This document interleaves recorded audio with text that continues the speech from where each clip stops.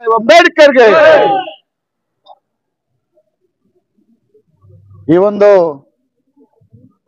ಪತ್ರಿಕಾಗೋಷ್ಠಿಯಲ್ಲಿ ಹಾಜರಿರತಕ್ಕಂತ ದಲಿತ ಸಂಘರ್ಷ ಸಮಿತಿಯ ಸಂಯೋಜಕ ಸಮಿತಿಯ ಎಲ್ಲ ಪದಾಧಿಕಾರಿಗಳೇ, ಬಹುಜನ ಚಳವಳಿಯ ಎಲ್ಲ ಮುಖಂಡರುಗಳೇ,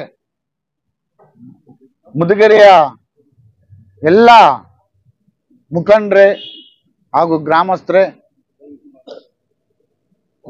ಹಾಗೂ ಆ ಭಾಗದಲ್ಲಿ ನಮಗೆ ಸಹಕಾರ ಮಾಡಿರ್ತಕ್ಕಂಥ ಚುನಾಯಿತ ಗ್ರಾಮ ಪಂಚಾಯತಿ ಸದಸ್ಯರುಗಳೇ,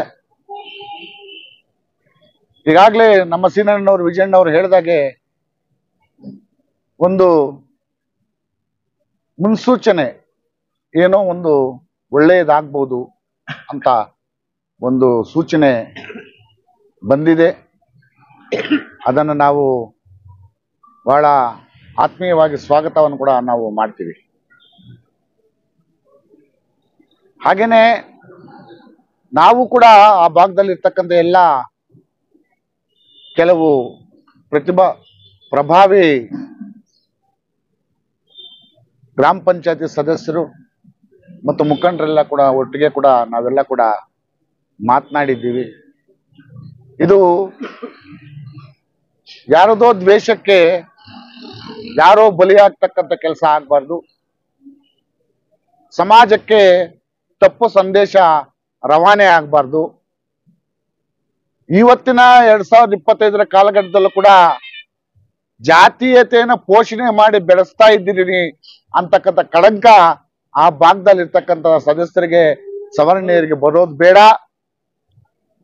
ಹಾಗೂ ಇದನ್ನ ಒಳ್ಳೆಯ ರೀತಿಯಲ್ಲಿ ಅವರ ನ್ಯಾಯಯುತ ಬೇಡಿಕೆ ಏನಿದೆ ಅದಕ್ಕೆ ನೀವು ಕೂಡ ಸ್ಪಂದನೆ ಕೊಡಬೇಕು. ಸ್ಪಂದನೆ ಕೊಟ್ಟು ಈ ಒಂದು ಹೋರಾಟಕ್ಕೆ ತಾವು ಕೂಡ ಬೆಂಬಲ ಕೊಡಬೇಕು ಅಂತ ನಾವು ಕೂಡ ಮನವಿ ಮಾಡಿದ್ರಿ. ಅದರಂತೆ ಎಲ್ಲ ಅಧಿಕಾರಿಗಳು ಕೂಡ ಇವತ್ತು ಮನವರಿಕೆ ಆಗಿದೆ. ಏಕೆ 16 ದಿವಸದಿಂದ ಕೂಡ ಇವರು ಹೋರಾಟ ಮಾಡ್ತಾ ಇದ್ದಾರೆ, ಇದ್ರಲ್ಲಿ ನ್ಯಾಯ ಇದೆಯಾ ಇಲ್ವಾ? ನ್ಯಾಯ ಇಲ್ಲ ಅಂದಿದ್ರೆ ಬಹುಶಃ ನಾವು ಇಷ್ಟು ದಿನ ಹೋರಾಟ ಮಾಡ್ಲಿಕ್ಕೆ ಅವಕಾಶ ಕೂಡ ಇರ್ತಾ ಇರ್ಲಿಲ್ಲ. ನಮ್ಮ ಹೋರಾಟದಲ್ಲಿ ನ್ಯಾಯ ಇದೆ ಅಂತ ಅವ್ರಿಗೂ ಅನ್ಸಿದೆ. ಆ ಕಾರಣಕ್ಕಾಗಿನೇ ಶಾಸಕರು, ತಹಸೀಲ್ದಾರರು, ಇಒರವರು, ಮೊನ್ನೆ ಜಿಲ್ಲಾಧಿಕಾರಿಗಳು, ಸಿಇಒರವರು ಏನ್ ಚರ್ಚೆ ಮಾಡಿದ್ದಾರೆ ಗೊತ್ತಿಲ್ಲ. ಬಹುಶಃ ನಮ್ಗೆ ಒಳ್ಳೇದಾಗ್ತದೆ ಅಂತಕ್ಕಂಥ ಈ ಒಂದು ಹೋರಾಟಕ್ಕೆ ಜಯ ಸಿಗ್ತದೆ ಅಂತಕ್ಕಂಥ ನಿಟ್ಟಿನಲ್ಲಿ ನಮ್ಗೆ ಏನು ಮಾಹಿತಿ ಇದೆ, ದಯಮಾಡಿ ನಾನು ಮತ್ತೊಮ್ಮೆ ಮನವಿ ಮಾಡ್ತಾ ಇದ್ದೀನಿ.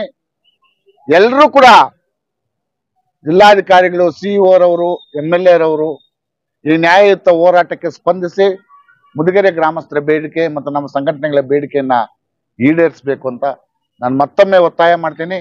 ಇಲ್ಲಾಂದ್ರೆ ನಮ್ಮ ಹೋರಾಟದ ಸ್ವರೂಪಗಳು ಬದಲಾವಣೆ ಆಗ್ತವೆ ಅಂತ ಈಗಾಗಲೇ ನಾವು ಹೇಳಿದ್ದೀವಿ. ಅದು ಖಂಡಿತವಾಗ್ಲೂ ನಿರಂತರವಾಗಿ ನಾವು ನಡೀತಕ್ಕಂಥ ತೀರ್ಮಾನ ತೆಗೆದುಕೊಂಡಿದ್ದೀವಿ. ಆದ್ರಿಂದ ತಾವು ಇದಕ್ಕೆ ಆಸ್ಪದ ಕೊಡಬಾರ್ದು. ಏನು ಈ ತಾಲೂಕಿಗೆ, ಜಿಲ್ಲೆಗೆ ಕೆಟ್ಟ ಹೆಸರು ಬರಬಾರ್ದು.